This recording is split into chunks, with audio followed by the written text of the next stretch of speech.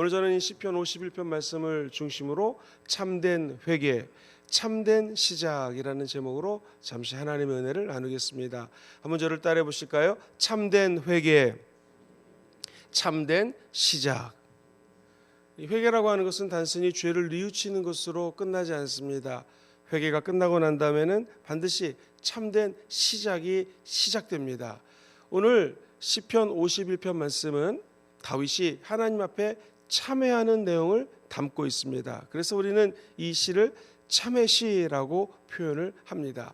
성경학자들에 따르면, 특별히 아놀드 로즈 박사님에 의하면 참회 중에 참회라는 아주 놀라운 표현을 씁니다. 다시 말해서 참된 회개 중에 진정한 회개를 드린 그러한 시편 내용이다라고 이야기를 하는 것이죠. 많은 참회시가 있는데 그 중에서도 가장 아름답고 좋은 시다라고 사람들은 평가합니다. 그런데 오늘 이 시편 51편 1절 말씀 전에는 대부분의 성경에 이렇게 기록이 되어 있을 것입니다. 다윗의 시, 다윗이 밧세바와 동침을 하고 난 다음에 선지자 나단이 그에게 왔을 때에 뉘우치고 죄를 뉘우치며 지은 시라고 아마 적혀져 있을 것입니다. 도대체 회개라고 하는 것은 무엇이고, 회개가 끝난 다음에 우리의 인생은 어떻게 새롭게 시작되는 것일까요? 가만히 보면은 참된 회개는 단순히 머리로 내가 이거 잘못했습니다 라고 아는 것을 의미하지 않습니다. 머리로 알고 난 다음에 감정으로 정말로 통회자복하며 하나님 앞에 모든 죄를 내려놓는 것이 진정한 회개입니다. 오늘 성경에 보면은 예를 들면 중간에 17절에 보면 이런 말씀이 나와요. 하나님께서 구하시는 제사, 구약의 제사는 신약의 예배입니다. 하나님이 원하시는 예배는 무엇인가? 상한 심령이라. 하나님이여, 상하고 통회하는 마음을 주께서는 결코 멸시하지 않으십니다. 내가 이 상한 심령 가지고 상하고 통회 자복하는 마음으로 하나님께 회복합니다 라고 하면서 그의 모든 감정을 동원해서 회개하는 것을 보게 됩니다. 나아가서 참된 회개는 단순히 입술로 회개하는 것을 의미하지 않고 삶의 변화, 의지적인 결단까지가 바로 회개인 것이죠. 오늘 말씀 1절에는 이렇게 시작을 합니다. 하나님이여, 주의 인자를 따라 내게 은혜를 베푸시고 주의 많은 긍휼을 따라 내 죄를 좀 지워주소서라고 기도를 하죠.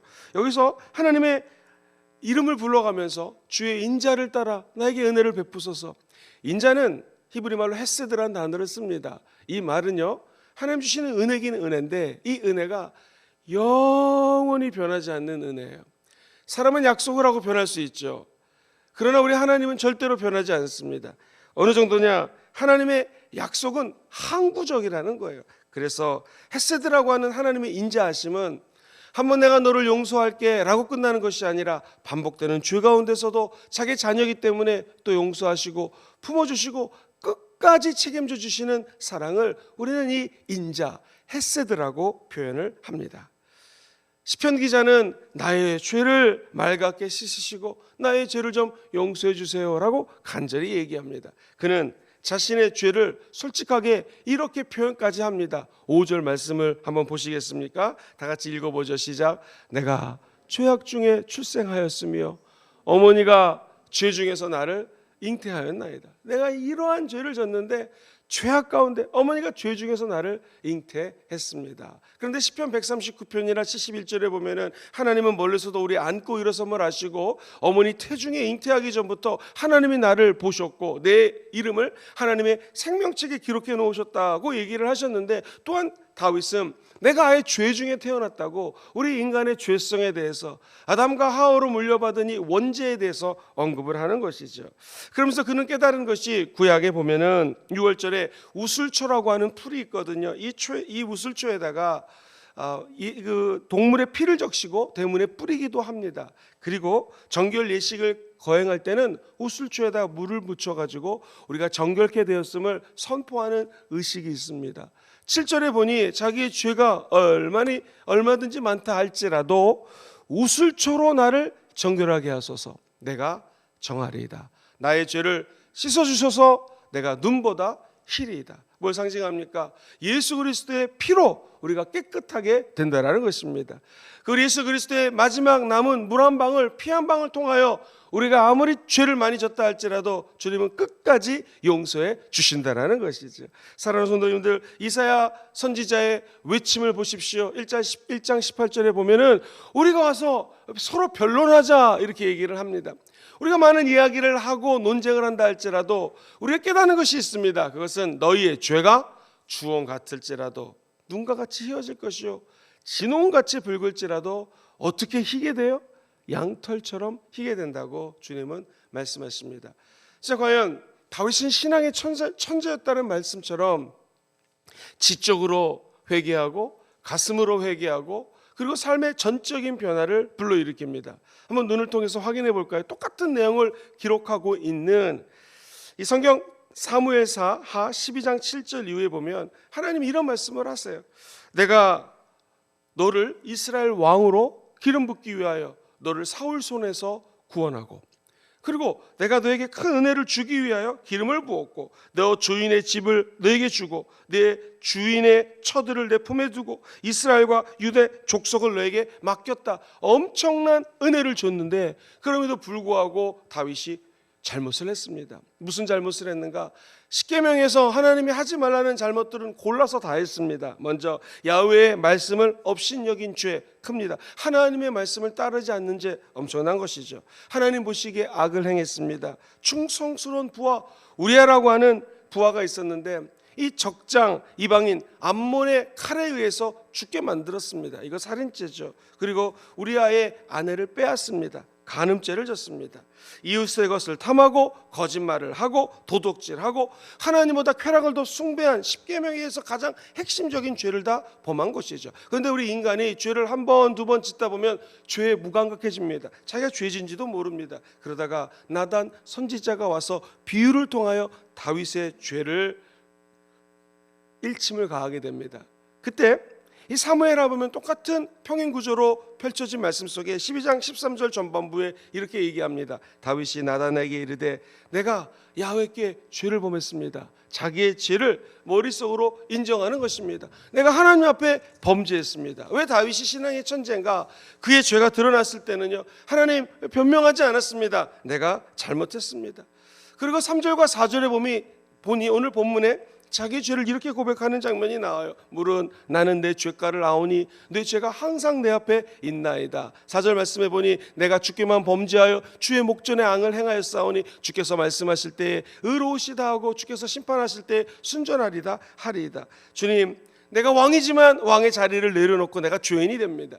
내가 다른 사람들을 다스리는 리더지만 하나님 앞에 범죄하고 말았습니다. 우슬초로 나를 정결할 수 있게 할 수 있습니다. 주님, 내 죄를 좀 용서해 주세요 라고 하면서 헤셋 하나님의 인자하심 앞에 자기의 죄를 내려놓는 것을 보게 됩니다. 뿐만 아닙니다. 그는 인지적으로 죄를 알았을 뿐만 아니라 하나님 앞에 온 마음을 다하여 회개하는 장면이 나옵니다. 9절 말씀에 보니 주의 얼굴을 내 죄에서 돌이키시고 내 모든 죄악을 좀 지워 주시옵소서. 시편 6편 6절 이하에 보면 이런 표현들이 나옵니다. 다윗이 내가 탄식함으로 곰핍하여 밤마다 눈물로 내 침상을 띄우며 내 요를 적시나이다. 내 눈이 근심으로 인하여 쇠하고 야훼께 내 곡성을 들으셨습니다. 하나님 앞에 얼마나 큰 죄를 졌는지 눈물을 흘리며 내 침상을 내 요를 다 적셨습니다. 이거 과장법이죠. 뭘 상징합니까? 밤새도록 눈물을 흘리면서 애통하고 통에 자복하며 기도했다라는 것입니다. 사무엘 하에 보면은 12장 13절에는 이런 표현도 나옵니다. 나단이 다윗에게 대답하되 야훼께서도 당신의 죄를 사하여 주십니다. 사랑하는 성도님들, 우리가 어떤 죄를 졌다 할지라도 주님은 회개하는 자의 죄를 용서해 주십니다.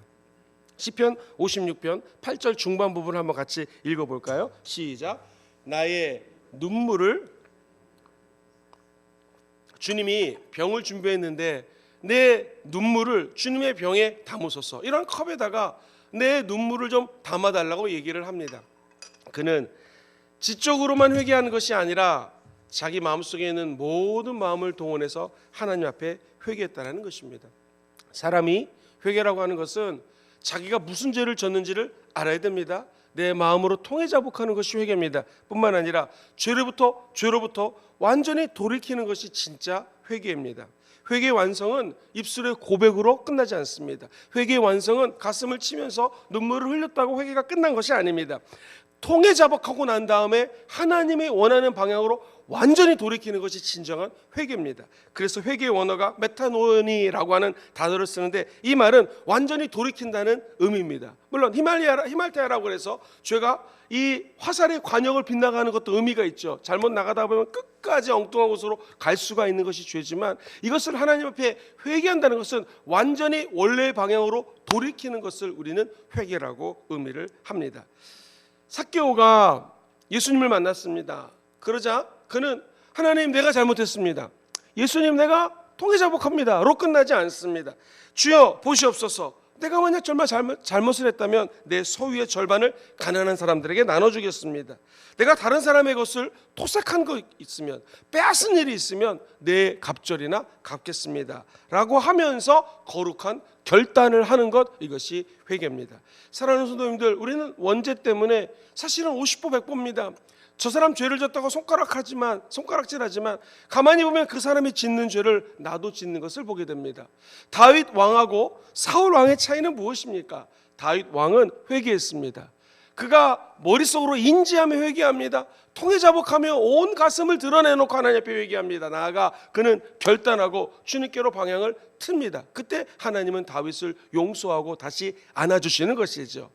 베드로하고 가룟 유다는 무슨 차이입니까? 똑같이 예수님을 부인했습니다. 그러나 베드로는 하나님 앞에 자기의 죄를 인지합니다. 가슴으로 회개합니다. 그리고 그는 완전히 결단하고 하나님께로 돌이키게 되는 것이죠. 그러나 가룟 유다는 처참한 최후를 맞이하게 됩니다.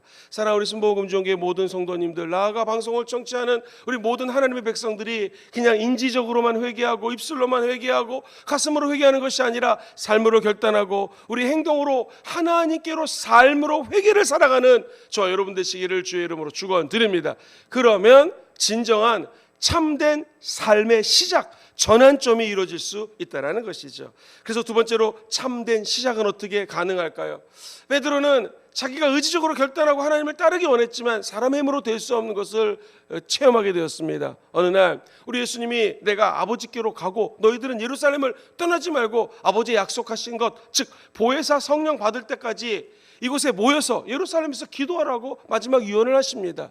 예수님이 다시 오실 이 종말은 너희가 알 바가 아니요 너희는 이곳에서 끝까지 기도하라 했을 때에 500명이 그 예수님의 승천하는 장면을 봤습니다. 그러나 실제로 베드로를 포함해서 120명만이 마가다락방에서 기도를 하죠. 그러자 바람같이 불같이 생수와 같이 성령님이 강림하는 사건이 사도행전 2장 1절로 4절에 기록이 되어 있습니다. 불의 혀같이 갈라지는 것이 120명 전체에 임합니다. 그러자 그들이 방언을 받고 삶이 변화되기 시작합니다. 베드로는 그때 체험을 하게 되는 것이죠. 내가 죄 짓고 정말로 진정한 결단을 하고 참된 시작을 할 수 있는 것은 성령이 부어질 때 가능하다는 것을 깨닫게 됩니다. 지금 때가 아침 9시이기 때문에 이 사람들이 여러분이 생각하는 것처럼 술 먹고 다른 나라 말을 중언부언하는 것이 아니라 이러저러한 이유로 성령이 임하셨고 성령 때문에 이러한 역사가 나타났습니다 라고 그가 벌떡 일어서서 설교하자 그날 하루에 3,000명, 남자만 3,000명이 주께로 돌이키는 기적을 체험하게 됩니다. 하나님의 종, 하나님의 사역자, 하나님의 사람은 결국 성령이 없이는 회개할 수도 없고 성령이 없이는 우리는 빈 껍데기에 불과하다는 것을 베드로는 깨닫게 되는 것이죠. 그래서 오늘 본문 말씀은 10절에 이렇게 얘기를 합니다. 하나님이여 내 속에 정한 마음을 창조하시고, 이 창조라고 하는 것은 히브리 말 바라라고 하는 단어를 썼는데 이 바라는 무에서 유를 창조하는 것입니다. 성령 하나님만이 우리에게 정한 마음을, 온전히 우리 인간의 힘으로 가질 수 없는 그런 정한 마음을 바라 무에서 유를 창조하실 수 있습니다. 그리고 우리 하나님만이 내 안에 정직한 영 성령님을 새롭게 할 수 있다는 것입니다. 다윗이 왜 신앙의 천재인가? 그는 성령이 없으면 자기가 왕이고 엄청난 혁혁한 전쟁의 공로를 세운 하나님의 사람이지만 자기 존재가 아무것도 아닌 것을 깨닫게 됩니다. 성령이 떠나면 자기는 아무것도 아닌 것을 하나님 앞에 고백하는 것이죠. 봐라, 이 창조하신 하나님께서 내 안에 하나님의 회개의 영을 회복하시고 새롭게 하여 주시옵소서. 그는 부르짖어 성령이 떠나지 말게 해달라고 기도합니다. 계속해서 11절에 보면은 이렇게 하나님께 참회의 고백을 합니다. 나를 주 앞에서 쫓아내지 마시며 같이 그 다음 줄 읽어볼까요? 시작. 주의 성령을 내게서 거두지 마소서. 사랑하는 성도님들, 그렇습니다. 참된 시작은 성령 하나님을 통해서 가능한 것입니다. 성령님, 나를 쫓아내지 마시고 내 안에서 성령을 거두지 말아 주시옵소서. 오늘 우리 사랑하는 모든 성도님들의 삶의 새로운 시작은 인간이 아무리 죄를 알고 내 가슴을 도려내며 하나님 앞에 회개한다 할지라도 진정한 삶의 전환점, 진정한 삶의 새롭게 시작하는 터닝 포인트는 오직 우리 안에 계신 성령 하나님으로만이 가능한 줄 믿습니다. 그래서 우리가 이 새벽에 나와 아버지께 부르짖는 것은 주여 내게서 성령을 거두지 마시고 오늘 회개의 영을 부어주셔서 참된 인생의 변환점, 참된 시작의 터닝 포인트를 주님 좀 마련하여 주시옵소서. 그리하여 11절 본문 말씀처럼 같이 한번 12절 말씀 읽어보겠습니다. 주의 구원을 즐거움을 내게 회복시켜 주시고 자원하는 심령을 주사 나를 좀 붙들어 주시옵소서. 저 여러분들이 주의 영을 붙들어야 됩니다. 주의 영이 떠나면 우리는 아무것도 아닙니다. 빈 껍데기보다도 못한 존재가 바로 저와 여러분이라는 것이죠. 그래서 오늘 주님께 돌아오며 주의 성령을 달라고, 주의 성령만이 나의 삶을 온전히 지켜줄 수 있고 예수를 닮아갈 수 있게 하는 유일한 원동력이라고 고백하는 새벽이 되시기를 주의 이름으로 축원드립니다. 구원의 즐거움을 성령님 회복시켜 주시옵시고 하나님에게 자원하는 심령을 주사 우리가 평신도로 주의 종으로 하나님의 사람으로 끝까지 달려갈 길을 다 갈 수 있는 은혜를 부어 주시옵소서. 아마 천국 가기 전까지 우리가 또 죄를 범한다 할지라도 신앙의 천재 다윗처럼 하나님 앞에 눈물을 흘리며 통회자복하고 내 마음속에 결단하며 지정의 전인적인 회개를 하고 전인적인 결단을 하여 하나님께 쓰임받는 사람들 되게 도와 주옵소서. 이렇게 기도하면 하나님의 은혜가 저 영롱한 저 찬란한 별과 같이 우리 심령 속에 가득하며 빛나게 될 줄 믿습니다. 말씀 정리합니다. 참된 회개는 무엇입니까?